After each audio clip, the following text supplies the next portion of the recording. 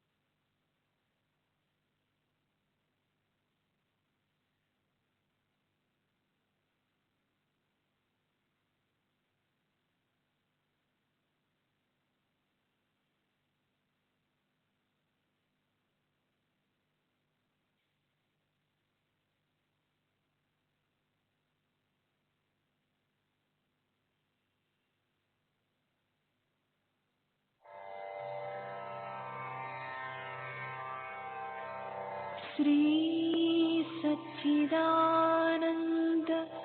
सद्गुरु साईनाथ महाराज की जय। सद्गुरु श्री साईनाथुनि शरद बाबू जी की जय।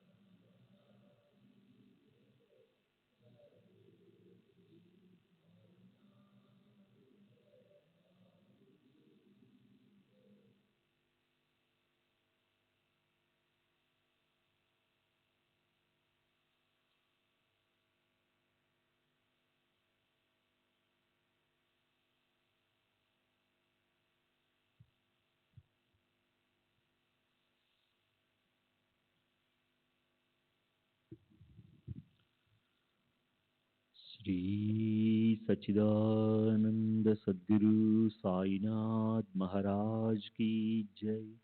सद्गुरु श्री साईनाथ शरद बाबू जी की जय। శ్రీ సాయినాథాయ నమః. శ్రీ సాయిబాబా సత్య చరిత్ర 10వ అధ్యాయం. నిన్నటి తర్వాయి. స్వప్నంలోని రాజవైభవం మేల్కొనగానే ఎలా వ్యర్థమవుతుందో అలాగే ఈ సంసారం పూర్తిగా మిథ్య అని బాబా అభిప్రాయం. దేహము సుఖదుఖాలు నిజం కావు అని, అలా సంసారంలోని వస్తుస్థితి ఆయనకు తెలిసి ఉండేది. ఆత్మానుసంధానంతో ఆ స్వప్న భ్రమలను తొలగించి ఆయన ముక్తిని సాధించారు. శిష్యుల బద్ధత చూసి ఆయన మనసు వ్యాకులం చెందేది. వారి దేహభ్రాంతి ఎలా పోతుందన్న దాని గురించే ఆయన రాత్రింబవళ్ళు చింతించేవారు. నేనే బ్రహ్మను అన్న మనోభావన, అఖండానందంలో హాయిగా ఉండే స్వభావం, అలివి కాని ఆశలు, అర్థం లేని ఆకాంక్షలు లేని మానసిక స్థితి, రాగబంధాలు లేని వైరాగ్యము, ఇవన్నీ ఆయన్ని ఆశ్రయించి విశ్రాంతిగా ఉండేవి. తాళాలు తంబుర తీసుకుని గడప గడపకి తిరుగుతూ వచ్చేపోయే వారి ముందు దైన్యంగా చేయి చాపడం అంటే ఆయనకు అసలు తెలియదు. అలా లెక్కలేనంత మంది గురువులు ఉంటారు. వారు జనులను పట్టి బలవంతాన తెచ్చి శిష్యులను చేసుకుంటారు. డబ్బు కోసం మోసం చేసి బలవంతంగా చెవుల్లో మంత్రాన్ని నుదుతారు. శిష్యులకి ధర్మబద్ధంగా జీవించాలని నేర్పిస్తారు. కానీ తాము మాత్రం అధర్మాన్ని ఆశ్రయించుకుని బతికేస్తారు. తామే దాటలేని భవసాగరాన్ని అలాంటి గురువులు శిష్యులను ఎలా దాటిస్తారు? తామే తప్పించుకోలేని జనన మరణాల నుంచి శిష్యులను ఎలా తప్పిస్తారు? తమ ధార్మికత్వం ప్రాచుర్యం పొందాలని, జగత్తులో తమ జెండాలు మెండుగా ఎగరాలనే మనస్తత్వం మచ్చుకైనా లేని మహనీయ తత్వం సాయి. ఎక్కడ దేహాభిమానానికి చోటుండదో, ఎక్కడ శిష్యులపై అత్యంత ప్రీతి చూపే ప్రవృత్తి ఉంటుందో అదే సాయిమూర్తి. నియత అంటే శాశ్వతమైన, నిజమైన, అనియత అంటే క్షణికము, అనిశ్చిత అని రెండు రకాల గురువులుంటారు. ఒక్కొక్కరి నిశ్చిత కార్యం గురించి శ్రోతలకు నేను స్పష్టంగా చెప్తాను. దైవీ సంపత్తి అంటే సాత్విక వృత్తి, దయ, దానం, సత్యం, శాంతి ఇత్యాది గుణాల రాశి దైవీ సంపత్తితో పరిపూర్ణులుగా చేయటం, అంతఃకరణను శుద్ధి చేయటం, మోక్ష మార్గానికి తేవటం, ఇవే అనియత గురువులు చేసేది. నియత గురువులతో అనుబంధం ఏర్పడితే ద్వైతం పోయి ఐక్యత జాగృతమవుతుంది. అప్పుడు తత్వమసి అంటే అది అంటే బ్రహ్మ లేదా పరమాత్మ నీవే అయి ఉన్నావు అనే మహావాక్యాన్ని ఆ గురువులు ప్రత్యక్షంగా అనుభవింపచేస్తారు. అలాంటి గురువులు అఖిల విశ్వంలో నిర్గుణ రూపంలో స్థితులై ఉంటారు. వారు భక్తుల హితం కోసం దేహాన్ని ధరించి తమ అవతార కార్యం సమాప్తి కాగానే తిరిగి వెళ్ళిపోతారు. సాయిబాబా రెండవ కోవకి చెందిన గురువు. ఆయన నా బుద్ధికి తోపించిన విధంగానే ఉంటుంది నా రచన. జగత్తులో అలవాటుగా ఉండే వ్యావహారిక విద్యలకు అనేక మంది గురువులుంటారు. ఆత్మ సాక్షాత్కారాన్ని కలిగించే వారే సద్గురువులు. సంసార సాగరాన్ని సులభంగా దాటించగలవారు సమర్థ సద్గురువు. వారి మహిమ అంత తేలిగ్గా అర్థం కాదు. తమ దర్శనం చేసుకోవడానికి వెళ్ళిన వారి భూత భవిష్యత్ వర్తమాన కాలాల సంపూర్ణ రహస్యాన్ని ఆ వ్యక్తులు అడగకుండానే సాయి చెప్తుండేవారు. సర్వత్రా సమస్త ప్రాణిమాత్రలను ఆయన బ్రహ్మభావనతో చూస్తుండేవారు. శత్రువులు మిత్రులు ఆయనకు ఒకేలా అనిపించేవారు. ఆయనకి భేదభావం అణుమాత్రమైనా లేదు. ఆయనకు ఆవగించంతైనా ఆకాంక్ష లేదు. సర్వులను ఒకేలాంటి సమదృష్టితో చూసేవారు. ఆయనకి అపకారం చేసిన వారిపై కూడా ఆయన అమృత రసధారల్ని వర్షించేవారు. ఉత్కర్ష కానీ లేదా అపకర్ష కానీ లేకుండా ఆయన సమచిత్తులై శాంతితో ఉండేవారు. ఆయనకి వికల్పం కించిత్తైనా ఉండేది కాదు. నశ్వరమైన ఈ దేహంలోనే వ్యవహరిస్తున్న శరీరము, ఇల్లు, ఇల్లాలు అనే మోహాల్లో ఆయన చిక్కుకునేవారు కాదు. బయటకు చూడడానికి దేహం ఉన్నప్పటికీ ఆంతర్యంలో విదేహిగా ఉన్నవారు అదే దేహంలో అంటే మోక్షానికి వెళ్ళిన నిర్ముక్తులు కారా? షిరిడి ప్రజలు ధన్యులు. సాయే వారికి పూజనీయ దైవం. తింటున్నా, త్రాగుతున్నా, నిద్రిస్తున్నా వారికి సాయి చింతనే ఉండేది. వారి ప్రేమ ధన్యాతి ధన్యం. కళ్ళంలో గాని పెరట్లో గాని పనిచేస్తున్నా, ధాన్యం దంచుతున్నా, విసురుతున్నా లేదా మట్టి కుండల్లో కవ్వంతో వెన్న కోసం పెరుగు చిలుకుతున్నా బాబా మహిమలనే వారు గానం చేసేవారు. కూర్చున్నప్పుడు, భోజనం చేస్తున్నప్పుడు, నిద్రిస్తున్నప్పుడు కూడా వారు బాబా నామాన్ని అఖండంగా జపిస్తుండేవారు. వారికి బాబా తప్ప మరో దైవం ఎన్నడూ గుర్తొచ్చేవారు కాదు. ఆ స్త్రీల ప్రేమ ఎంత గొప్పది! ఆ ప్రేమలో జాలువారే మమతల మాధుర్యం ఎంత గొప్పది! స్ఫటికంలా స్వచ్ఛమైన శుద్ధ ప్రేమే కావ్యాన్ని రచించగలదు. వేదోపనిషత్తులను అవపోసన పట్టిన విద్వత్తు కాదు. అణువంత అక్షర జ్ఞానం లేకపోయినా సాధారణ సరళ భాష నుంచే సహజంగా కవిత్వం తళుక్కుమంటుంది. చతురులు తలలు ఊపుతారు. నిజమైన ప్రేమను ఆవిష్కరించగలిగినదే నిజమైన కావ్యం అనిపించుకుంటుంది. ఆ స్త్రీల శబ్దాల్లోకి సాయి తొంగి చూడాలి. సాయిబాబా ఇచ్చి ఉంటే ఆ కవితలను పూర్తిగా సేకరించగలుగుతాం. అది ఓ అధ్యాయమై ఆ కవితలను వినాలన్న శ్రోతల ఇచ్ఛ నెరవేరుతుంది. శ్రీ సచ్చిదానంద సద్గురు సాయినాథ్ మహారాజ్ కీ జై. సద్గురు శ్రీ సాయినాథ్ నిశరద్ బాబూజీ కీ జై.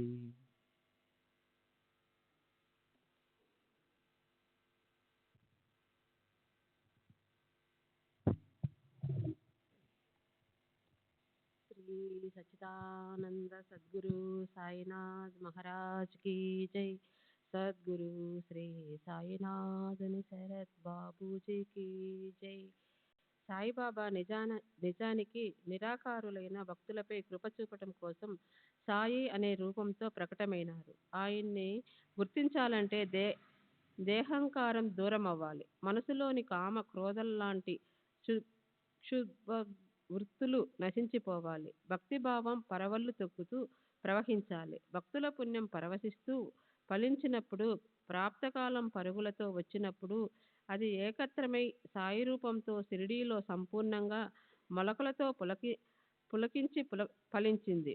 వర్ణించలేని వారిని వర్ణించటం కోసం చెప్పగల శక్తి వచ్చింది. జన్మలేని వారికి నిజమైన జన్మ లభించింది. ఆకారం లేని వారికి మూసలో పోసి తయారు చేసిన మూర్తి యొక్క కరుణారసం అనే ఆకృతి లభించింది. సాయిబాబా మూర్తి యశవంతము, శ్రీమంతము, వైరాగ్యయుక్తము, జ్ఞానవంతము, ఐశ్వర్యయుక్తము, ఔదార్యయుక్తము, అలా 6 గుణాలతో ఆది పరిపూర్ణం. బాబా నిశ్చయం విలక్షణమైనది. స్వతహాగా సంగ్రహించబడని, ఆకారం లేని ఒక వస్తువు భక్తుల మీద అనుగ్రహం చూపటానికి దేహాన్ని ధరించింది. అపార కృపామృత రసధారలను కుంభవృష్టిలా కురిపించే ఆయన స్వభావాన్ని ఎంతని చెప్పను. భక్తుల ప్రేమను ఆయన స్వయంగా గెలుచుకున్నారు. లేకపోతే ఆయన ఆశ్రయం ఎవరికి లభించేది? వాగ్దేవత కూడా మాట్లాడటానికి సాహసించని, చెవులు కూడా వినటానికి సిగ్గుపడే మాటలను భక్తుల శ్రేయస్సు కోసం సాయిబాబా పలికేవారు. ఆ మాటలను చెప్పటం కంటే మౌనంగా ఉండటం మంచిది. అయితే కర్తవ్యం నుంచి తప్పిపోకూడదని అవి చెప్పవలసి వస్తుంది. ఎవరో ఒక భక్తునితో బాబా ఎంతో వినయంగా ఇలా అన్నారు: నేను మీ దాసానుదాసుని, మీకు రుణపడ్డాను. మీ దర్శనానికే నేనొచ్చాను. మీ పాదాలు నాకు లభించాయి. ఇది కేవలం మీ కృపే. మీ మలంలో నేను పురుగుని, అందుకే నేను ఈ సృష్టిలో ధన్యుణ్ణి. బాబాకి ఎంతటి అణకువ, నమ్రతతో ఉండటంపై ఎంతటి కోరిక, ఎంతటి గొప్ప అభిమాన రాహిత్యం, ఎంతటి వినయశీలత.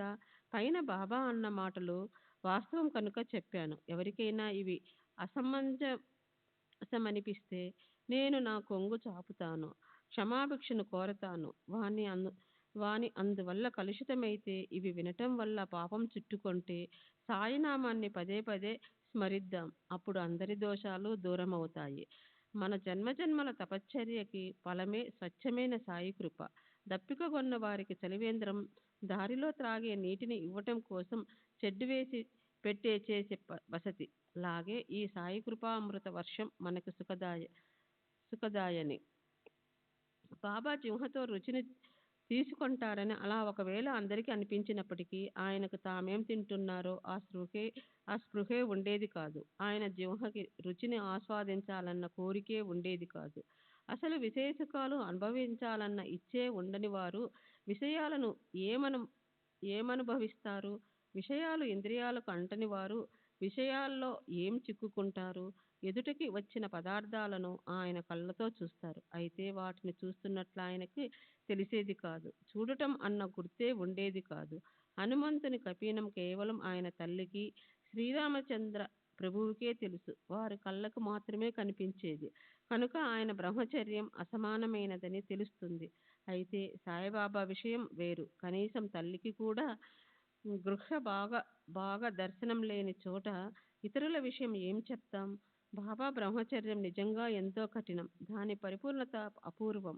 బాబా నడుముకి కపీనం ఎప్పుడూ ఉండేది. ఆయన శిష్ణం మేక మెడ కింద ఉండే చన్నుల్లా ఉపయోగం లేకుండా కేవలం మూత్ర విసర్జన కోసం మాత్రమే అవయవాల్లోని ఒక అవయవంగా ఉండేది. బాబా దేహస్థితి అలా ఉండేది. ఆయన ఇంద్రియాలు కర్మలను ఆచరిస్తున్నప్పటికీ ఆయనకు విషయ సుఖాలపై ఇచ్చ లేదా జ్ఞానం కించెత్ కూడా ఉండేది కాదు. సత్వ రజస్తమో గుణాలు బాబా ఇంద్రియాల వద్ద స్థిరంగా కూర్చొని ఉండేవి. బాబా వ్యవహారాల్లో కర్తృత్వం కనిపించినప్పటికీ వాటి పట్ల ఆయనకు అనుమాత్రమైన ఆసక్తి ఉండేది కాదు. బాబా నిస్సంగులు, సమస్త మోహపాశాల నుంచి విముక్తులు, చిన్మత్ర శుద్ధ జ్ఞాన స్వరూపులు.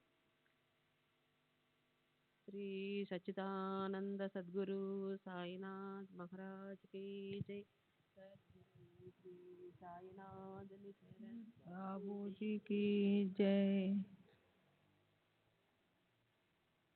ఆత్మారాముడు ఆయన కామక్రోధాలు మొదలైనవన్నీ నశించే స్థానం. ఆయన సదా నిష్కాములు, పరిపూర్ణ అవాప్త కాములు. సమస్త ఆశలు ఆకాంక్షలు తీరినటువంటి విషయ సుఖాలు ఆయనకి బ్రహ్మరూపంగానే అనిపించేవి. పుణ్య పాపాలను విముఖం చేసే నివృత్తి స్థానం ఆయన. మొత్తానికి అలా బాబా వద్ద పరమాత్మలో కలిసిపోయే ముక్త స్థితి ఉండేది. నానావళి లే అనగానే గద్దె విడిచి పక్కకు వెళ్ళిన ఆయన వద్ద దేహాభిమానము అథవా ఇతరులలో భేదభావం స్వప్నంలో కూడా ఉండవు. ఈ మృత్యులోకంలో ఆయనకి పొందవలసినది లేదు, పరలోకంలో సాధింపవలసినది మిగిలి లేదు. అలా ఆ సత్పురుషుడు లోకులపై కృపా అనుగ్రహ వర్షధారలను కురిపించడానికి ధరాతలంపై అవతరించారు. ఆ మహానుభావుడు కరుణా సుధలతో పరవళ్ళు త్రొక్కే మహాసాగరమే. ఇతరులపై కృప కురిపించడానికి తప్ప ఆయన అవతరించడానికి మరొక కారణమే లేదు. ఇతరుల శ్రేయస్సు కోసం ఆయన అత్యంత కృపాళువు అవుతారు. ఆయన హృదయం నవనీతంలా అత్యంత మృదువుగా ఉండేదని అంటారు. కానీ నవనీతం కేవలం తనకు తాపం కలిగితేనే కరిగిపోతుంది. అయితే సత్పురుషుల హృదయం ఇతరులకు కలిగే తాపంతోనే ద్రవిస్తుంది.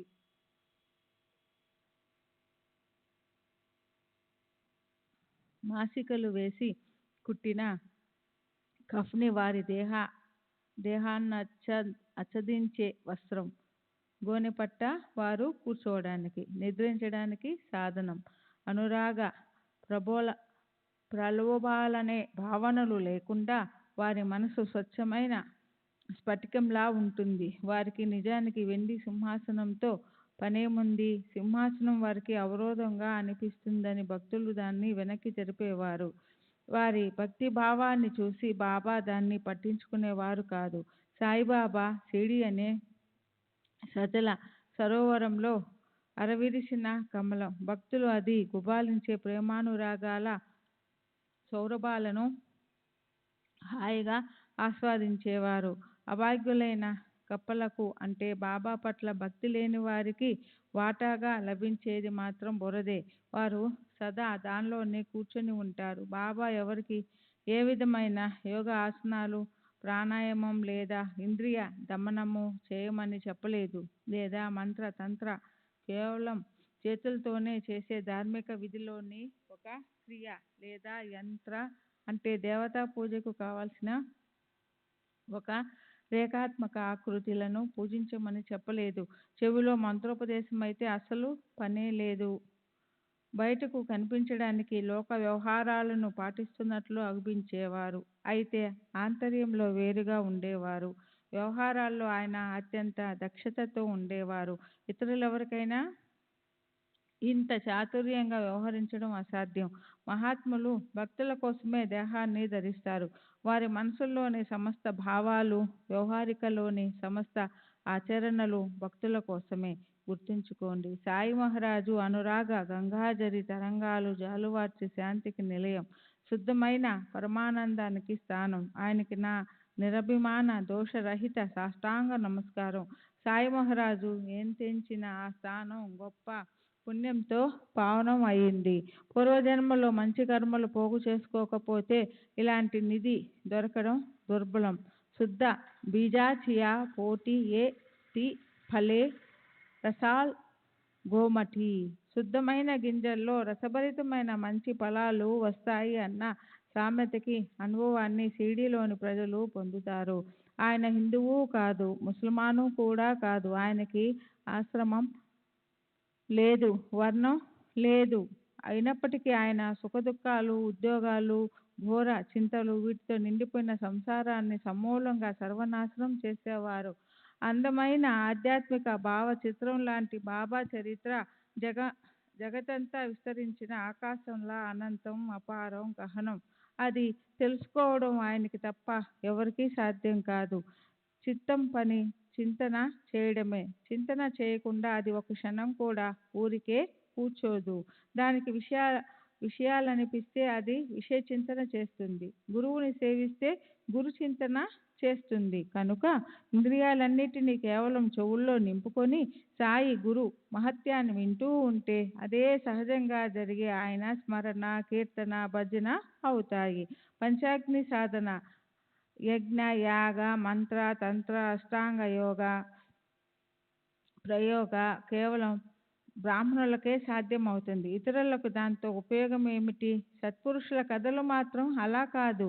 అవి అందరినీ సరిసమానంగా చక్కటి మార్గంలో పెడతాయి. ప్రపంచం గురించి లేదా రాబోయే జన్మల గురించి భీతి అనే దుఃఖాన్ని దూరంగా తరిమివేస్తుంది. మనకి పరమార్థాన్ని ధరింపజేస్తుంది. మహాత్ముల కథలు శ్రవణ, మనన, పరిశీలన, నిధిధ్యాసన చేయడంతో బ్రాహ్మణ, శూద్రులు లేదా స్త్రీలు మొదలైన సర్వులు పాపాల నుంచి ముక్తులవుతారు. ఈ జగత్తులో ఎక్కడైనా సరే ప్రేమంటూ లేని మానవులు ఉండడం సాధ్యం కాదు. కొందరికి కొన్నిటి మీద, కొందరికి మరికొన్నిటి మీద, ఇలా ప్రేమ వేరువేరు చోట్ల వేరువేరుగా ఉంటుంది. కొందరికి ప్రేముండే స్థానం సంతతి అయితే కొందరికి ధన సంపత్తి, మరికొందరికి తమ శరీరం, ఇల్లు, భార్య, మాన సన్మానాలు, కీర్తులలో ఉంటే కొందరికి విద్యా ప్రాప్తిలో ఉంటుంది.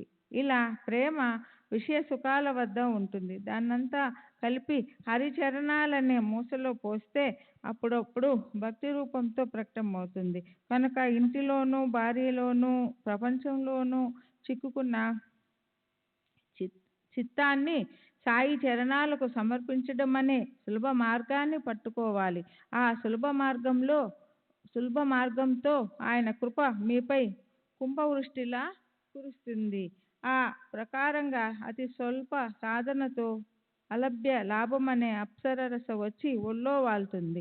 ఈ శ్రేయాన్ని సంపాదించడం పట్ల లోకంలో ఉదాసీనత ఎందుకుంటుంది అని శ్రోతల మనసుల్లో సందేహం తలెత్తుతుంది. చిన్న ఉపాయంతో ఉన్నంత లాభం ప్రాప్తిస్తున్నప్పటికీ పుష్కల సంఖ్యలో మానవులు ఈ మార్గాన్ని ఎందుకు అనుసరించటం లేదు? అయితే దానికి ఒకటే కారణం. పరమేశ్వరుని ప్రేరణ లేకుండా పరమాణువంతైన ఇచ్ఛ ఉత్పన్నం కాదు. అయితే పరమాత్ముడు ప్రసన్నుడైనప్పుడు సత్పురుషుల చరిత్ర వినాలని అపరిమితమైన కోరిక అయాచితంగానే కలుగుతుంది. కనుక శ్రోతలు సాయిబాబా కమనీయ చరణాలను శరణనాలి. అప్పుడు నారాయణుడు కోరకుండానే కృపను కురిపిస్తాడు. వినాలన్న గొప్ప ఇచ్ఛను మేల్కొల్పుతాడు. ఆ సులభ సాధన అలవోకగా అరచేతులకి చిక్కుతుంది. గురు కథను చక్కగా తోడుగా పెట్టుకోండి. సంసార జన్య దుఃఖాన్ని దూరం చేసుకోండి. నిశ్చయంగా ఇదే మీ జీవితానికి సాఫల్యం. మనసులో సంశయాలకు సంధివ్వకండి. లక్ష్య చాతుర్యాలను వదిలేసి సాయి సాయి అని నిరతం నామస్మరణ చేయండి. అప్పుడు చూడండి, మీ కోరిక గట్టెక్కుతుంది, కోరిక సిద్ధిస్తుంది. అసలు సందేహాలను పెట్టుకోకండి. ఇవి నా మాటలు కావు, కేవలం సాయిబాబా పెదవుల నుంచి పల్లవించిన గంభీర శబ్దాలు. ఇవి నిరర్ధకమని భావించకండి. చెడు సాంగత్యం పూర్తిగా హీనమైనది. అది మహా దుఃఖానికి ఆశ్రయస్థానం. ఇది తెలియకుండా పెడద్రోవలు పట్టిస్తుంది, సుఖాలను తరిమివేస్తుంది. ఒక్క సాయిబాబాకి లేదా సద్గురువుకి తప్ప చెడు సాంగత్యం నుంచి శుద్ధి చేయడం మరెవరికీ సాధ్యం. దయను వర్షించే గురు ముఖతం వెలువడిన గురు వచనాలను ఓ భక్తులారా విచారపూర్వకంగా మదిలో పదిలం చేసుకోండి. అప్పుడు చెడు సాంగత్యం చెప్పకుండా పలాయనం అవుతుంది. ఈశ్వరుడు రచించిన సృష్టిలోని వివిధ రూపాలు కళ్ళల్లో నిండినప్పుడు సౌందర్య పిపాసి అయిన మానవుడి మనసు వాటితో తాదాత్మ్యం చెందుతుంది. అయితే అదే దృష్టి వెనుదిరిగినప్పుడు అది సాధు సత్పురుషుల సాంగత్యంలో తాదాత్మ్యం చెందుతుంది. సత్సంగానికి ఎంతటి మహిమ ఉంటుందంటే అది దేహాభిమానాన్ని సమూలంగా ప్రకలింపవేస్తుంది. కనుక సత్సంగం తప్ప మరో సాధన వెతికి చూసినా కనిపించదు. సతమతము సచ్చీలులతో సహజీవనం సాగించాలి. ఇతరుల సహవాసం ఎన్నటికీ దోషయుక్తమే. మంచివారితో మనుగడ ఏ రకమైన దోషాలు లేకుండా అణువణువును శుద్ధంగా స్వచ్ఛంగా ఉంచుతుంది. సత్సంగం దేహంలోని ఆసక్తిని అణిచివేస్తుంది. దానికి ఎలాంటి ప్రబల శక్తి ఉంటుందంటే ఒకసారి దాని మీద ప్రేమ ఉత్పన్నమైందంటే ప్రాపంచిక బంధనాలు తెగిపోయి ముక్తికాంతం ముద్దులొలుకుతూ ముంగిట వాళ్తుంది. అదృష్టవశాత్తు సత్సంగ లాభం కలిగిందంటే ఏ రకమైన కొరత లేకుండా సంపూర్ణమైన బోధ సహజంగా సంప్రాప్తిస్తుంది. అదే క్షణంలో చెడు సాంగత్యంపై కోరిక పైకి ఎగిరిపోతుంది. సమస్త ఆసక్తుల నుండి విడివడి మనసు అక్కడ రమిస్తుంది. పారమార్థిక మార్గంలో ప్రవేశం కలగడానికి విషయాల పట్ల విరక్తి ఒక్కటే ఉపాయం. సత్సంగం మీద కోరిక పెట్టుకోకపోతే స్వస్వరూపం చిరునామా దొరకదు. సుఖాన్ని తరుముతూ దాని వెనుక దుఃఖం వస్తుంది. దుఃఖాన్ని దూరం చేస్తూ దాని వెనుక సుఖము వస్తుంది. జీవుడు సుందరికి అదే పనిగా ఎదురుగా వెళ్తాడు. అతనే దుఃఖం నుంచి దూరంగా పారిపోతాడు. ఎదురువిల్లని లేక పారిపోని జరగవలసింది మాత్రం జరిగే తీరుతుంది. ఈ రెండు అనుభవాల నుంచి ఒక సత్పురుషుల సహవాసమే మనలను ముక్తులను చేయగలదు. సత్సంగం వల్ల దేహాభిమానం దగ్ధమైపోతుంది. సత్సంగం పట్ల జనన మరణ పరిభ్రమణ శుభ్రంగా తప్పిపోతుంది. సత్సంగం వల్ల చేతన ఇచ్చే మూల శక్తితో అంటే పరమాత్మతో తాదాత్మ్యత కలుగుతుంది. హృదయ గ్రంథి పటేలున వీడిపోతుంది. సత్పురుషులతో సమగమం ఒకటే సద్గతిని లభింపజేసి సమస్త పాపముల నుంచి ముక్తులను చేస్తుంది. సత్పురుషులను అనన్యంగా శరణంటే మనకి స్వస్థము లేదా శాంతి చేతికి చిక్కుతాయి. ఎన్నడూ దైవనామను ఉచ్చరించని వారు, దైవానికి ఎన్నడూ నమస్కరించని వారు, దైవం పట్ల భక్తి లేని వారు, దైవ భజననైనా చేయని వారు, అలాంటి వారి మనస్సుని దైవం వైపు మరల్చడానికి గొప్ప సత్పురుషులు అవతరిస్తారు. గంగా, భగీరథి, గంగకి మరో పేరు భగీరథి, గోదావరి, కృష్ణవేణి, కావేరి, నర్మదా నదులు సాధువుల చరణ కమలాలను కోరుకుంటాయి, ఆశపడతాయి. వారు తమ వద్దకు స్నానం కోసం ఎప్పుడొస్తారా అని ఎదురు తెన్నులు చూస్తాయి. ఈ నదులు జనుల పాపాలను స్వయంగా ప్రక్షాళన చేస్తాయి. అయితే వాటి వద్ద పోగైన సమస్త పాపాలు సాధువుల చరణ స్పర్శ లేకుండా నశించవు. గత జన్మల అదృష్టం ఫలించడం వల్ల సాయి మహారాజు చరణ విందాలు ప్రాప్తించాయి. జనన మరణాలు తమ స్థానంలోనే ఉండిపోయాయి. భవభయమంతా నశించిపోయింది. సజ్జన శ్రోతలారా, ఇప్పటి వరకు విన్న విషయాన్ని మననం చేద్దాం. కొంచెం విశ్రాంతి తీసుకుందాం. అప్పుడు తర్వాతి నిరూపణ ముందుకు సాగుతుంది. హేమాడు పంతు సాయిని శరణన్నాడు. అతనిలా అంటున్నాడు: నేనైతే సాయికి పాదరక్షకుని. కథను సదా వర్ణిస్తూ సుఖ సంపన్నునైతాను. మనోహరము సుందరము అయిన బాబా ధ్యానం ఎంత ఉత్తమం. మసీదు చివర నిలబడి భక్తులకు శ్రేయస్సు కలిగించాలన్న కారణంతో ఆయన ఒక్కొక్కరికి విభూది ఇస్తూ ఉండేవారు. ఈ జగత్తు మిథ్య అని ఎవరికి తెలుస్తుందో, బ్రహ్మానందంలో ఎవరు సదా రమిస్తూ ఉంటారో, ఎవరి మనసు అరవిరిసిన సుమ బాలలా సతతము నవనవలాడుతూ ప్రఫుల్లితమై ఉంటుందో ఆయనకి సాష్టాంగ నమస్కారం. కళ్ళకి జ్ఞానం అనే కాటుక పెట్టుకొని బ్రహ్మజ్ఞానాన్ని శోధించే అంతటి మహిమాన్వితులైన ఆయనకి సాష్టాంగ నమస్కారం. రాబోయే అధ్యాయం దీనికన్నా బాగుంటుంది. చెవుల ద్వారా ఎదలోకి ఎగవాకి హృదయ మందిరంలోని మాలిన్యాన్ని మటుమాయం చేసి పవిత్రం చేస్తుంది. సర్వులకి శుభమస్తు. ఈ ప్రకారంగా సత్పురుషులు సజ్జనులు ప్రేరణ చేసిన భక్త హేమాడు పంతు రచించిన శ్రీ సాయి సమర్థుల సత్య చరిత్రలోని శ్రీ సాయి సమర్థ మహిమ అనే పేరు గల 10వ అధ్యాయం ముగిసింది. శ్రీ సద్గురు సాయినాథార్పమస్తు. శుభం భవతు. 10వ అధ్యాయానికి పరిపూర్ణ వివరణ.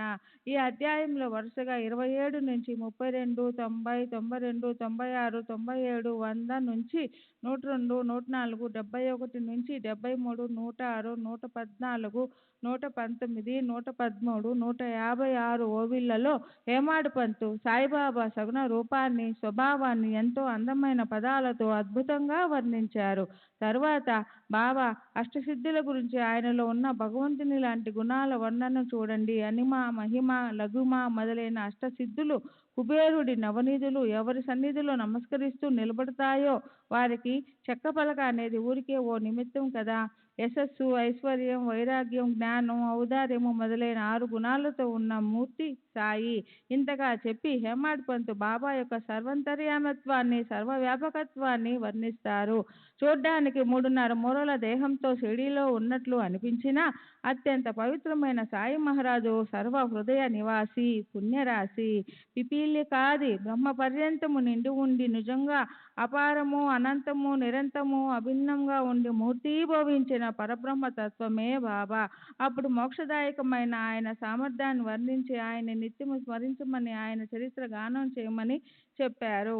ఎవరు సమస్త లోకాలకు హితం చేకూర్చడంలో నిమగ్నులై ఉంటారో బ్రహ్మస్వరూపంలోనే నిత్యము స్థితులై ఉంటారో వారిని గుండెల నిండా పొంగి పొరలే ప్రేమతో నిరంతరం స్మరించండి. ఎవరి స్మరణ మాత్రంతో జనన మరణ పరిబ్రహ్మ పలాయనమవుతుందో దేనికి కనీసం దమ్మిడి అయినా ఖర్చు చేయవలసిన పని లేదో అలాంటి సాధనలోకెల్లా ఉత్తమమైన ఆ సాధనను చేయండి.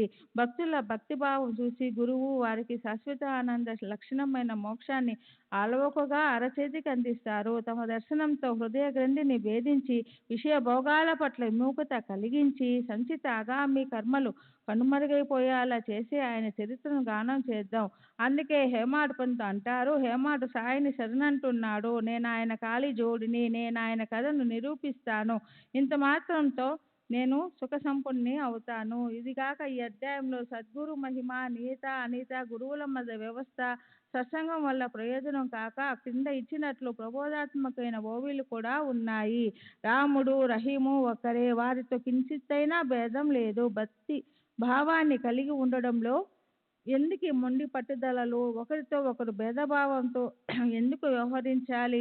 మీరంతా ఎంత మూర్ఖులు. హిందూ ముస్లింలు సత్సంబంధాలు ఏర్పరచుకోండి, మనసులో చక్కని ఆలోచనలు దృఢంగా పెట్టుకోండి, అప్పుడే అవలి తీరం చేరుతారు. ఎవరైనా ఏదైనా అపకారం చేస్తే దానికి మనం ప్రతీకారం తీర్చుకోకూడదు, చేయగలిగితే ఉపకారం చేయాలంతే ఆయన ఉపదేశ సారాంశం. లక్ష్య చాతుర్యాల్ని పక్కకు నెట్టి నిరంతరం సాయి సాయి అని స్మరించండి, దాంతో తప్పక తరిస్తారు. మీరు చూడండి, ఇందులో ఏ విధమైన శంకం అవసరం లేదు. అయినప్పటికీ సాయి సమర్థుల గొప్పతనమే ఈ అధ్యాయంలో ముఖ్యమైన విషయము. శ్రీ సచ్చిదానంద సద్గురు సాయినాథ్ మహారాజ్ గురు శ్రీ సాయినాథుని శరత్ బాబూజీకి జై.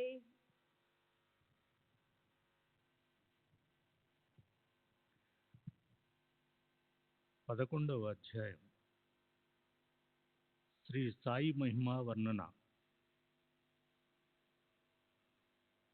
శ్రీ సాయిబాబా ప్రభావ వర్ణన. శ్రీ గణేశునికి నమస్కారం, శ్రీ సరస్వతీదేవికి నమస్కారం, శ్రీ గురు మహారాజ్కి నమస్కారం, శ్రీ కులదేవతకి నమస్కారం, శ్రీ సీతా శ్రీరామచంద్రులకి నమస్కారం, శ్రీ సద్గురు సాయినాథునికి నమస్కారం. గడిచిన అధ్యాయంలో బాబా సన్నని చెక్కబల్ల మీద పడుకోవటం, ఎవరికీ కనిపించకుండా ఎక్కడం దిగటం, అవగాహన కందని వారి కుశలత గురించి చెప్పబడింది.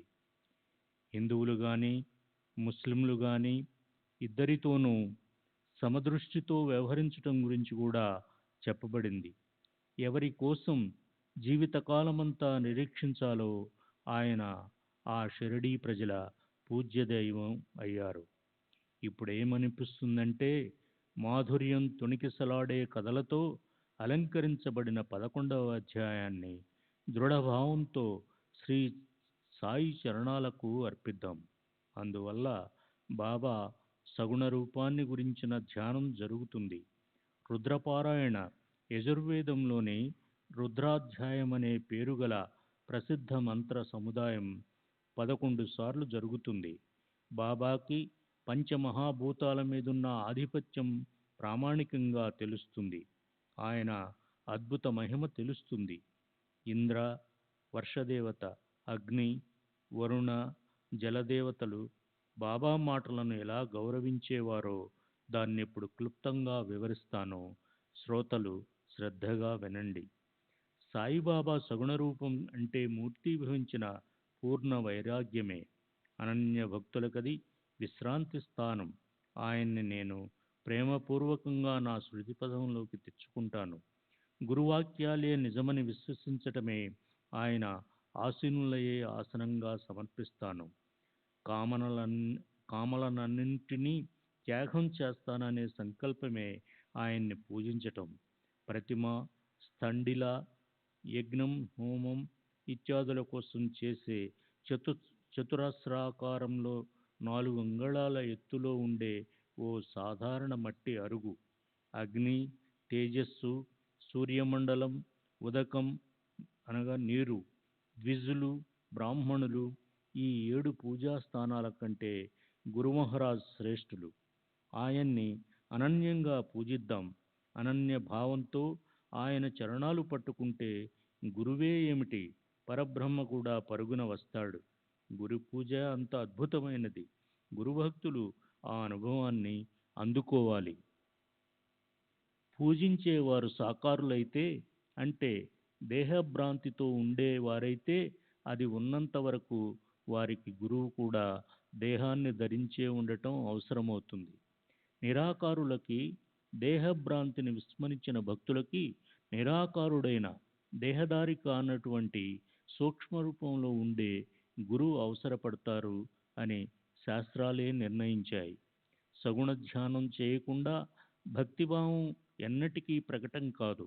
ప్రేమపూర్వకమైన భక్తి కలుగునంత వరకు మనసనే మొగ్గ విప్పారదు. అది వికసించకపోతే దానిలో నుంచి సౌరభాలు గుబాళించవు. పువ్వులో మత్తెక్కించే మకరందామృత ధారలు కూడా ఉండకపోతే అప్పుడు తుమ్మెద కూడా అక్కడ క్షణం పాటైనా ఆగదు. రూప గుణ సంపన్నత అంటే సాకారం, రూపగుణరహితం అంటే నిరాకారం. రెండూ ఒకదాని నుంచి ఒకటి భిన్నం కాదు. సాకారము నిరాకారము ఒకటే. పేరుకుని ఉన్నప్పటికీ అది నెయ్యి. గడ్డ కట్టినది, కరిగినా దాన్ని నెయ్యి అనే అంటాము. బ్రహ్మదేవుడు సగుణ నిర్గుణాలను రెండింటినీ కలిపేశాడు.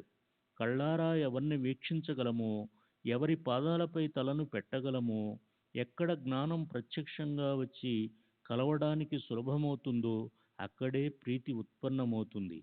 ప్రేమగా కబుర్లు చెప్పడానికి, గంధాక్షతలు వేసి పూజించటానికి సగుణ సాకార వ్యక్తి అవసరం. నిర్గుణ రూపం కంటే సగుణ రూపాన్ని అవగాహన చేసుకోవటం నిజంగా ఎంతో సులభం. సగుణ రూపంపై ప్రేమ దృఢమైతే నిర్గుణ రూపం తనంత తాను అర్థమవుతుంది.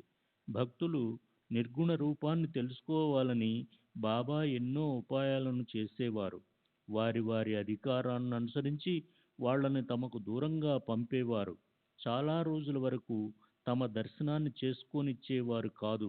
కొందరిని షిరిడీ బయటికి దూరంగా పంపేవారు. కొందరిని షిరిడీలో ఏకాంత స్థలంలో బంధించి ఉంచేవారు. కొందరిని వాడాలోనే నిర్బంధించి పారాయణ చేయమని నియమం పెట్టేవారు. దానికి కారణం ఏమిటంటే సంవత్సరాల తరబడి అలా అభ్యాసమైందంటే నిర్గుణ రూపాన్ని ఆసక్తితో నిరంతర చింతన చేయటం పెరుగుతుంది. కూర్చున్నా, నిద్రిస్తున్నా, భోజనం చేస్తున్న వారి మనసుకి బాబా సహవాసమే పట్టుకుంటుంది. మన ఈ శరీరం నశించిపోయేదే, ఏదో విధంగా అది అంతమయ్యే తీరుతుంది. కనుక భక్తులు దుఃఖించకుండా జనన మృత్యు రహితుడైన పరమేశ్వరుడిపైన లక్ష్యం పెట్టాలి. ఈ సృష్టి నానా రకాలుగా కనిపించే వ్యాప్తి అంటే మాయా ప్రభావమే. అది అవ్యక్తంలోంచి ఆకారాన్ని ధరిస్తుంది, అవ్యక్తంలోకి తిరిగి వెళ్ళిపోతుంది. బ్రహ్మ నుంచి చిన్న పిపీలకం వరకు ఉన్న సృష్టి వ్యష్టితో పాటు సమిష్టితో నిండి ఉంది. అది అవ్యక్తంలోంచి ఆకారానికి వచ్చింది, దానిలోనే చివరికి సమరసమైపోతుంది. ఆ ప్రకారంగా మరణం ఎవ్వరికీ లేదు. మరి సాయిబాబాకి మాత్రం అది ఎక్కడి నుంచి వస్తుంది? శ్రీ సాయి శుద్ధ బుద్ధ జ్ఞాన మరణరహిత నిరంజనను దోషరహితులు ఆయన్ని కొందరు భగవంతుని భక్తులను లేక మహావైష్ణవులను అనేవారు. అయితే మాకు ఆయన సాక్షాత్తు మూర్తీభవించిన భగవంతుడే అనిపిస్తారు. గంగా నది సముద్రాన్ని కలవటానికి పోయేటప్పుడు మార్గంలో వేడిమితో తప్పించే వారిని చల్లబరిచి తీరాన ఉన్న వృక్షాలకు నీరందిస్తుంది, అందరి దాహాన్ని తీరుస్తుంది. అలాగే మహాపురుషుల అవతార స్థితి ఉంటుంది. వారు ప్రకటమవుతారు, అలాగే వెళ్ళిపోతారు. అయితే వారి ఆచరణ జగత్తుకు పాపాల నుంచి ముక్తి కలిగిస్తుంది. బాబా క్షమాగుణం ఎంతో విశిష్టమైనది. వారి శాంతి సహజాతి సహజంగా విలక్షణంగా ఉండేది. వారెంతో నిష్కపటంగా మార్దవంగా సహనశీలతతో ఉండేవారు. అలాగే తృప్తి ఆయన్ని నిరంతరం పెనవేసుకొని ఉండేది. చూడ్డానికి ఆయన దేహాన్ని ధరించినప్పటికీ ఆయన రూపగుణరహితులుగాను కామ క్రోధాది క్షుబ్ధ వికారరహితులుగాను ఉండేవారు. ఆయన ఈ జగత్తులో తిరుగుతున్నప్పటికీ అంతఃకరణలో దేనితోనూ సాంగత్యం లేకుండా సంగరహితులై ఉండేవారు. సమస్త మోహాల నుంచి బంధాల నుంచి ముక్తులై బంధరహితులుగా ఉండేవారు. సాక్షాత్తు పరమేశ్వరుడే అయిన శ్రీకృష్ణుడు భక్తివరదులుగా పొంగిపొర్లే సత్పురుషులు నాకు జీవనము ప్రాణము కూడా. వారు నా సజీవ ప్రతిమలు. సత్పురుషులంటే స్వయానా నేనే. అయితే సత్పురుషులను ప్రతిమతో పోల్చటం కూడా సరికాదు. సత్పురుషులు నా నిశ్చల స్వరూపులు. కనుక ఆ నా భక్తుల ప్రతిష్టను కాపాడటానికి వారి బరువు బాధ్యతలను నేనే మోస్తాను. సత్పురుషులను శరణన్న వారి చరణాలకు నేను నమస్కరిస్తాను అన్నారు. అలా సత్పురుషుల మహత్తును స్వయంగా శ్రీకృష్ణుడు ఉద్ధవుడితో చెప్పారు. సమస్త సగుణ వస్తువుల మధ్య ఏ శ్రేష్ఠ సగుణ వస్తువు ఉందో, సమస్త నిర్గుణ వస్తువుల మధ్య ఏ శ్రేష్ఠ నిర్గుణ వస్తువు ఉందో, సుగుణ సౌరభాలను గుబాళించే వ్యక్తుల మధ్య ఏ సర్వశ్రేష్ఠ గుణం ఉందో, సమస్త సద్గుణ రాసులైన జనుల్లో అత్యంత శ్రేష్ఠ గుణం ఉన్న అలాంటి సంపన్నులకి ఆయన రాజు.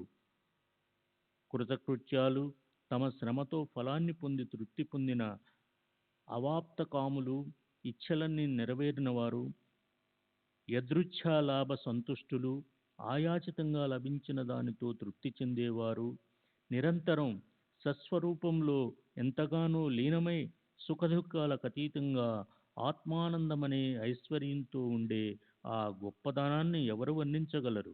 సాక్షాత్తు పూజనీయ పరమాత్మ అయిన అలాంటి వారిని వర్ణించటం అసాధ్యం. అవర్ణనీయమైన ఆ శక్తి అవలోకనకు అందే రూపంతో అవనిపై అవతరించింది. సత్యం, జ్ఞానం, ఆనందము మూర్తీభవించిన సుఖ విగ్రహులైన జ్ఞానానికి పూర్తి చిహ్నం ఆయనే.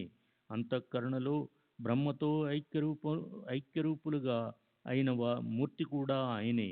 ప్రపంచం నుంచి నివృత్తి అయి సంసారానికి సంబంధించిన వ్యవహారాల నుంచి ముక్తులైన బ్రహ్మ. ఆత్మల ఐక్యత అనే అనుభవ బ్రహ్మత్యైక్యానుభూతి స్థితిని పొంది అలాంటి శుద్ధ ఆనందమూర్తి కూడా ఇదే. ఆనందో బ్రహ్మేతి. ఆనందం అంటేనే బ్రహ్మ లేదా పరమాత్మ. ఈ శృతి తైత్తరీయోపనిషత్ మూడవ వల్లి అనువాకం 6ని శ్రోతలు నిత్యము వింటారు, పుస్తకాల్లోనూ గ్రంథాల్లోనూ చదువుతారు. అయితే భావికులు షిరిడీలో ఆ అనుభవాన్ని ప్రత్యక్షంగా పొందుతారు.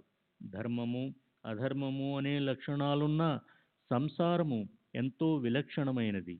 సత్స్వరూప నిజజ్ఞానం కలగని వారికి క్షణక్షణము ఈ సంసారాన్ని సంభాళించుకోవాల్సి వస్తుంది. అయితే సత్స్వరూప నిజజ్ఞానం కలిగి ఉన్న వారికి సంసారం అనేది ఒక విషయం కాదు. వారు సదా ఆత్మస్వరూపంలోనే స్థిరంగా ఉంటారు. వారు నిత్యముక్తులు, ఆనంద స్వరూపులుగా ఉంటారు. సదా శుద్ధ జ్ఞాన స్వరూపులు అంటే పరమాత్మ రూపులుగా ఉంటారు. బాబాయే సర్వులకి ఆధార స్థానం. మరి ఆయనకు కూర్చోవటానికి ఆధారం ఎందుకు? అది కూడా వెండి సింహాసనం. అయితే బాబా భక్తుల ముచ్చటను ముద్దుగా తీరుస్తారు.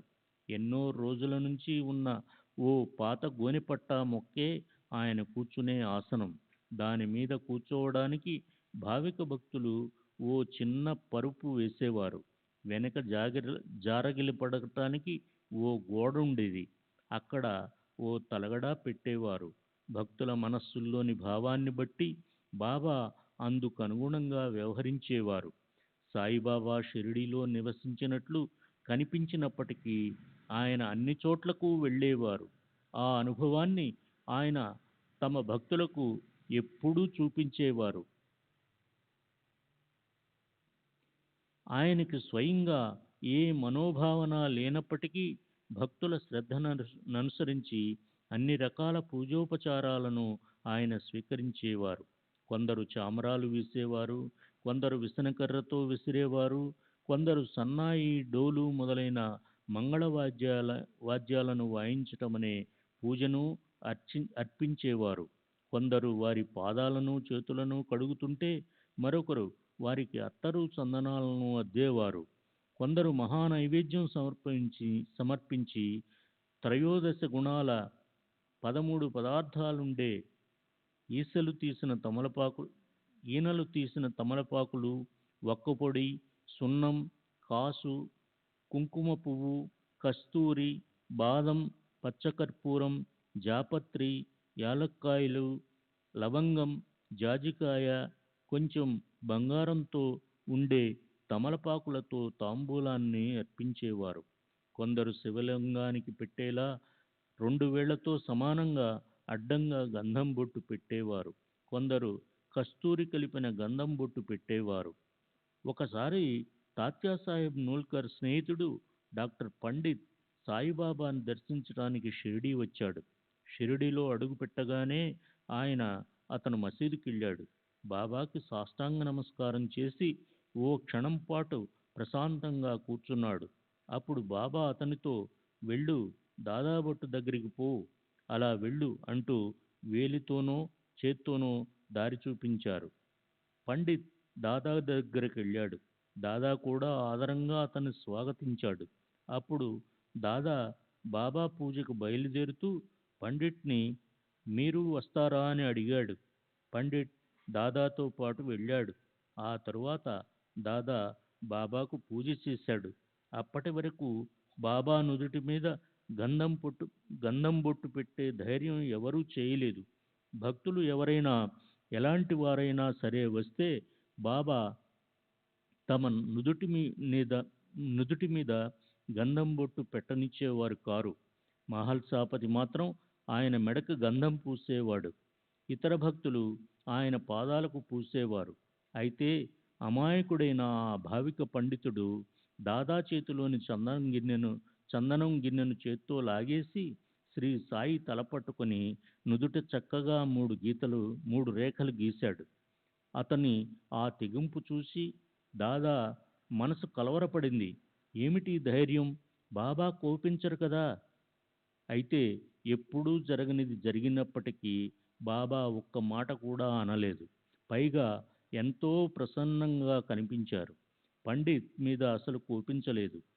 సరే, ఆ రోజు గడవనిచ్చాడు. అయినా దాదా మనసులో ఆ గిలి అలా ఉండిపోయింది. అతని ఈ విషయాన్ని ఆ రోజు సాయంత్రం బాబాని అడిగాడు. మేము మీ నుదుటి మీద చిన్న గంధం బొట్టు పెట్టబోతే మమ్మల్ని కనీసం మీ నుదుటిని స్పర్శ అయినా చేయనివ్వరు కదా. ఈరోజు పొద్దున ఏమైంది? మా బొట్టంటే అంత విసుగు, పండిట్ త్రిపుండ్రాలంటే అంత ఇష్టమునా? ఎంత తమాషా! ఈ విచిత్రం అర్థం కావటం లేదు. దానికి సాయిబాబా ప్రేమగా చిరునవ్వులు చిందిస్తూ దాదాతో అన్న ఆ మధురమైన మాటలను అందరూ స్వస్థ చిత్తంతో వినాలి. దాదా అతని గురువు బ్రాహ్మణుడు, నేనో ముస్లింను. అయితే నన్నే ఆయనగా భావించి అతను నాకు గురుపూజ చేశాడు. నేనో గొప్ప బ్రాహ్మణ్ణి, అతను అపవిత్ర జాతికి చెందిన ముస్లిము. ఆయన్ని నేనెలా పూజించాలి అని అతని మనసులో సందేహం కూడా కలగలేదు. అలా అతను నన్ను మోసం చేశాడు. అక్కడ నా ఉపాయం పనిచేయలేదు. వద్దు అనడానికి అవకాశమే లేదు.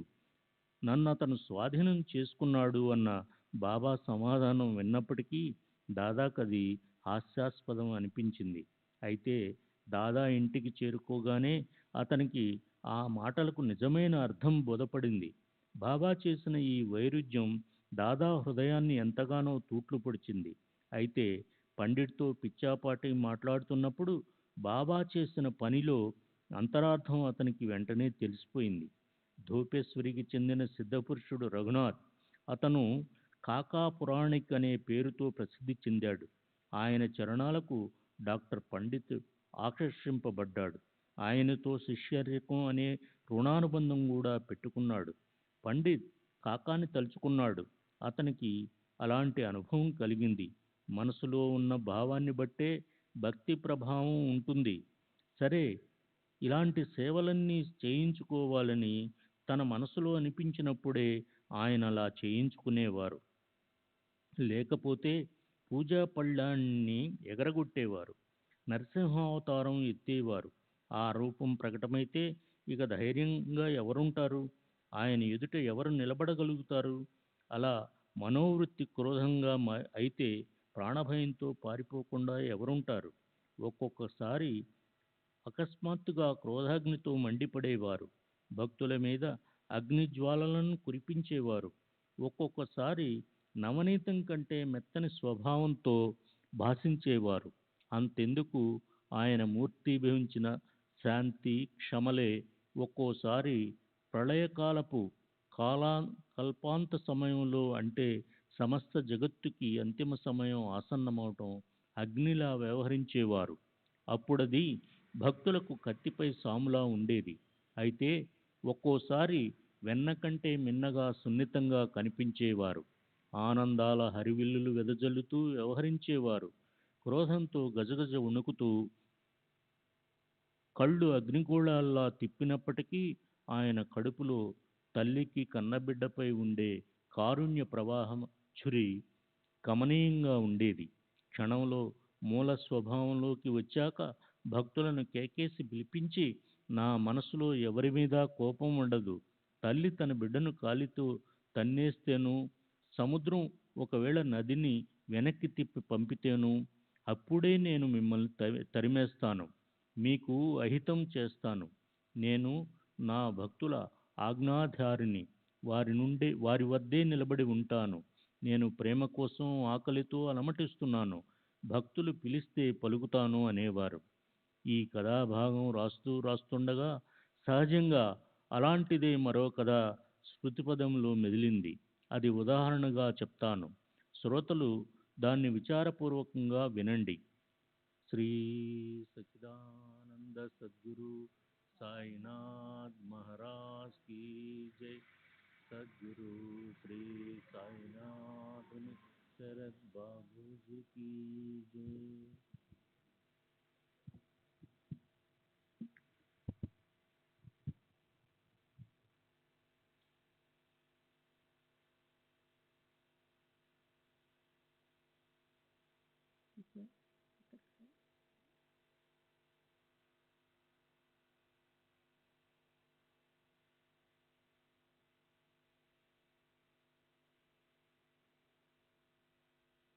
ఈ కథను భాగం వ్రాస్తూ ఉండగా సహజంగా ఇలాంటిదే మరో కథ స్మృతి పందంలో మెదిలింది. అది ఉదాహరణగా చెప్తాను. శ్రోతలు దాన్ని విచారపూర్వకంగా వినండి. ఒకసారి కళ్యాణికి చెందిన సిద్దిక్ పాల్క్ అనే పేరు గల ఒక ముస్లిము మక్కా మదీనా యాత్రలు చేసి షిరిడీ చేరుకున్నాడు. వృద్ధుడైన ఆ హాజీ మక్కా మదీనా అంటే హజీ యాత్ర చేసిన వారి హరిన్ హజీ అంటారు. ఉత్తర వైపు ఉన్న చావిడిలో దిగాడు. మొదట 9 నెలలు బాబాకి అతనిపై కరుణ కలగలేదు. బాబా అతని పట్ల ప్రసన్నులు కాలేదు. అతనికి యోగ్యమైన సమయము రాలేదు. కనుక అతని ప్రయాణం వ్యర్థమయ్యింది. అతను నానా రకాలుగా ప్రయత్నించాడు. అయితే బాబా దర్శనం కాలేదు. సర్వులు వచ్చి పోయేందుకు వీలుగా మసీదు తెరిసే ఉండేది. ఎవరికి కూడా అడ్డుగాని లేదా గుప్త స్థానం గాని ఉండేది కాదు. అయితే ఆ పాల్కేకి మాత్రం మసీదులో పైకెక్కడానికి బాబా అనుజ్ఞ లభించలేదు. పాల్కే ఎంతో భిన్నుడైనాడు. ఏమిటి దురదృష్టము? మసీదులో అడిగి పెట్టలేకపోతున్నాను. నేనేం పాపం చేశానో? బాబా నా పట్ల ఎలా ప్రసన్నలవుతారు? రాత్రింబవళ్ళు ఇదే ఆలోచన. హృదయద్రోహంలో పాల్కే మనసుని పట్టి వేధిస్తుంది. ఇంతలో ఎవరో ఇతనికిలా చెప్పారు, అలా నిరాశ పడకు. మాధవరావు దేశపాండే సహాయం తీసుకున్నావంటే నీ మనసులో ఇచ్చ నెరవేరుతుంది. మొదట నంది దర్శనం చేసుకోకుండా శంకరుడు ప్రసన్నుడవుతాడా? పాల్కే ఈ మార్గాన్ని అనుసరించడం బావుంటుందనిపించింది. మొదటిసారి దర్శనం చేసుకునే శ్రోతలు మనసుకిది అతిశక్తియే అని అనిపిస్తుంది. అయితే షిరిడీలో బాబా దర్శనానికి వెళ్ళే భక్తులకి ఇది అనుభవం కలిగిస్తుంది. బాబాతో ప్రశాంతంగా సంభాషించాలనుకున్న వారితో కలిసి మొదట మాధవరావే వెళ్ళి అతనప్పుడు వారెవరో, ఎక్కడి నుంచి ఎలా వచ్చారో ఈ విషయాన్ని మధురోక్తులతో బాబాకి చెప్పేవాడు. వారి పని అలా ప్రారంభమయ్యేదంట. సాయ సమర్థులు వారితో మాట్లాడడానికి సిద్ధపడేవారు. ఇదంతా విని హాజీ మాధవరావుని ఎంతగానో బ్రతిమాలాడు. ఒకసారి ఈ నా తపనను నెరవేర్చు. కలవడం ఎంతో దుర్బలమైన బాబాతో నాకు కలయిక కలిగించు. ఆ ప్రకారంగా మాధవరావుని అర్థించేసరికి అతను ఆ పని కష్టమైనా కాకపోయినా ప్రయత్నం చేసి చూడాలని మనసులో దృఢంగా నిశ్చయించుకున్నాడు. అప్పుడు అతను మసీదుకెళ్ళి ధైర్యం తెచ్చుకుని చాలా నెమ్మదిగా బాబా దగ్గర ఈ ప్రస్తావన తెచ్చాడు. బాబా, ఆ వృద్ధుడు ఎంతో బాధపడుతున్నాడు. అతనిపై దయ చూపండి. హాజీ మక్కా మదీనా యాత్రలు చేసి మీ దర్శనం కోసం షిరిడీ వచ్చాడు. అతనిపై మీ కరుణ కలగడం లేదెందుకని? అతన్ని మసీదులోనికి రానియవచ్చు కదా. లెక్కలేనంత మంది మసీదులోకి వచ్చి దర్శనం చేసుకుని పోతుంటారు కదా. అతనికే ఎందుకిలా నిరీక్షింపచేస్తున్నారు? అతనిపై ఒక్కసారి మీ కృప చూపారంటే అతను మసీదులో మిమ్మల్ని కలవగలుగుతాడు. అతను తన మనసులోనే మాట చెప్పుకుని వెంటనే వెళ్ళిపోతాడు. శ్యామ, నువ్వు ముక్కుపచ్చలారిని పసివాడివి. అల్లా అనుగ్రహం లేనప్పుడు నేను మాత్రం అతనికేమి చేయగలను? అల్లా మీకే రుణపడి ఉండకపోతే ఈ మసీదు పైకి ఎవరైనా రాగలరా, ఎక్కగలరా? ఇక్కడ ఫకీరు చేతులు అద్భుతం. నేనతని యజమానిని కాను. సరే, అతని దగ్గరికెళ్ళి దగ్గరలో ఉన్న ఆ బావి కవతల ఇరుకుదారి ఉంది. దానిలోంచి చక్కగా నడిచి రాగలవా అని స్పష్టంగా అడుగు అని శ్యామని అతని దగ్గరికి పంపారు. అందుకు హాజీ ఇలా సమాధానమిచ్చాడు. అదెంత కష్టమైనా సరే, దానిలో నేను చక్కగా నడిచి వస్తాను. అయితే నన్ను ఆయన్ని ప్రత్యేకంగా కలవనివ్వాలి. ఆయన చరణాల వద్ద నన్ను కూర్చోనివ్వాలి. శ్యామ ద్వారా వచ్చిన సమాధానాన్ని విని బాబా అతన్నిలా అడిగించారు. 4 వాయిదాల్లో 4,000 రూపాయలు నాకిస్తావా? ఈ విషయం గురించి మాధవరావు అడిగినప్పుడు హాజీ, ఆ మాట వేరే అడగాల? వేలే ఏమిటి, కోరాలే కానీ 4 లక్షలైనా ఇస్తాను అన్నాడు. అది విని బాబా శ్యామసే మళ్ళీ ఇలా అడిగించారు. ఈరోజు మసీదులో మేకను కొయ్యాలనుకుంటున్నాను. నీకు మాంసం కావాలా? ఒక భాగములోనే మాంసం అంతటితో సహా ఎముకలు కావాలా? లేక నీ మనసులో దాని వృక్షణాలు తినాలన్న కోరిక ఉందా? నిశ్చయంగా ఏం కావాలో ఆ ముసలివాడిని అడుగు. ఈ ప్రకారంగా బాబా అన్న మాటలన్నీ శ్యామ అజీతో చెప్పాడు.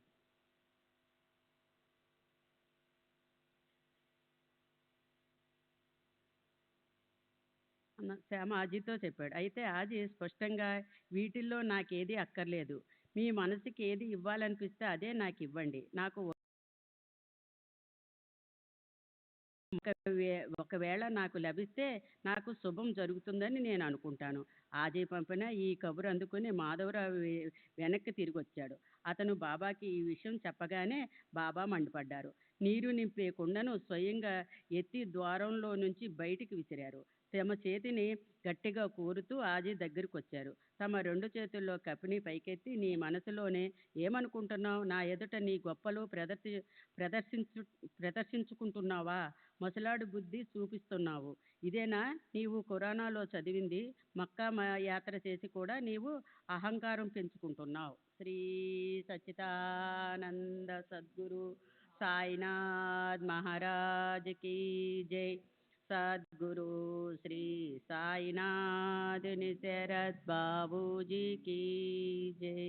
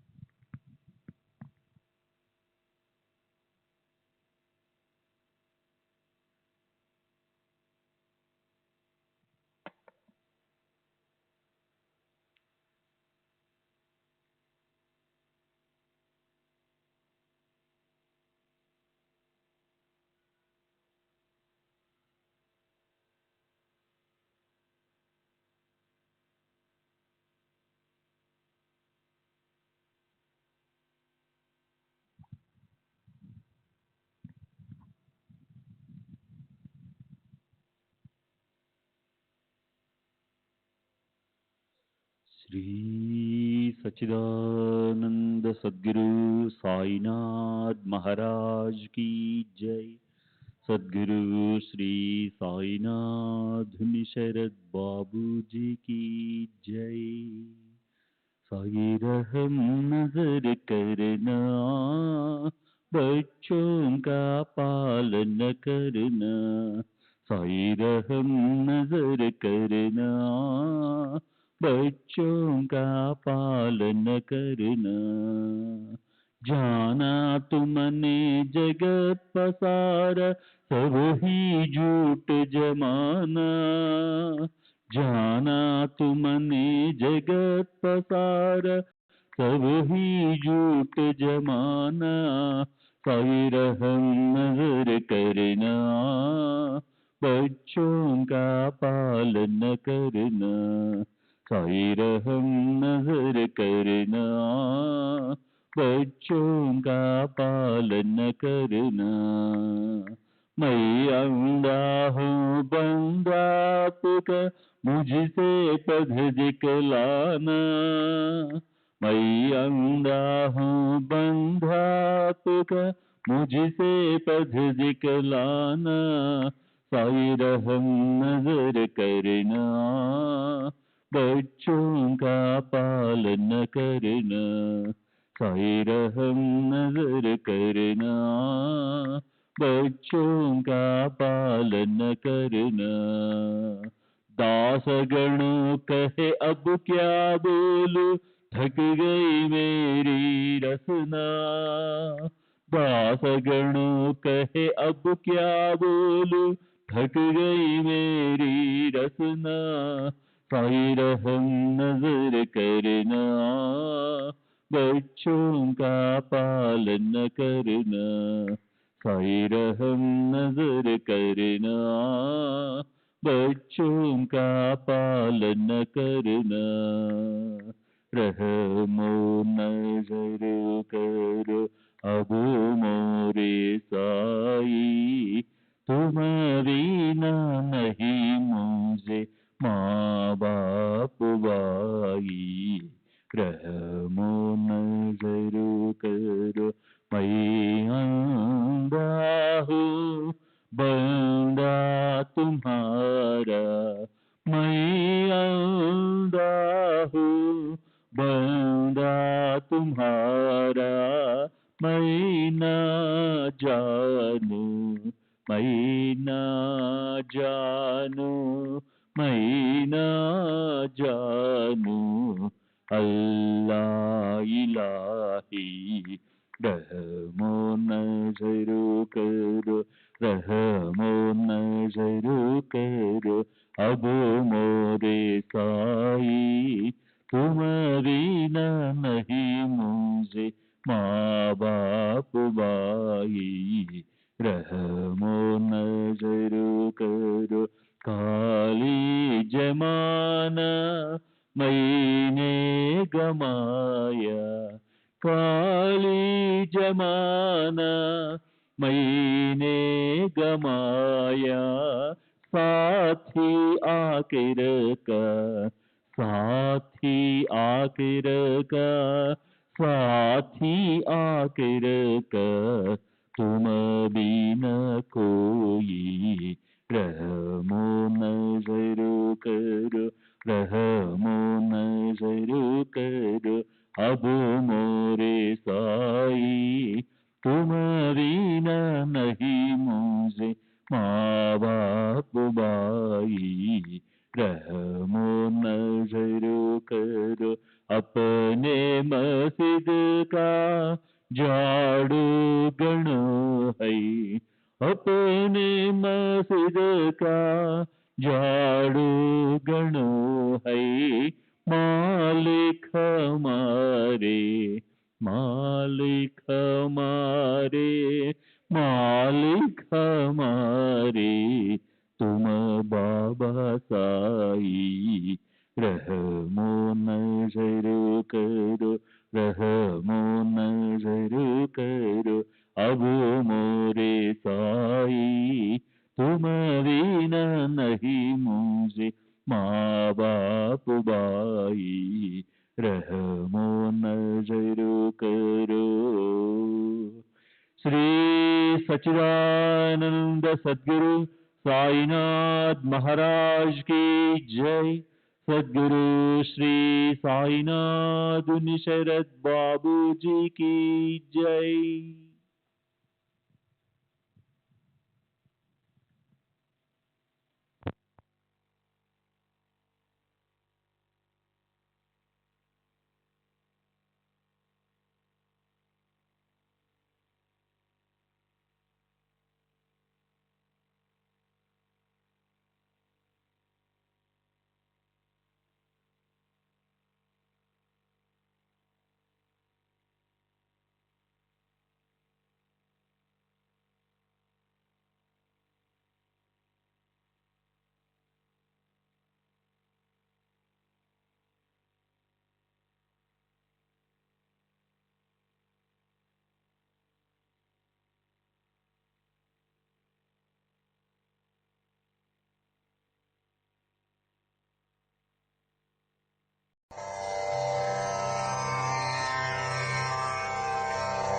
श्री सच्चिदानंद सद्गुरु साईनाथ महाराज की जय।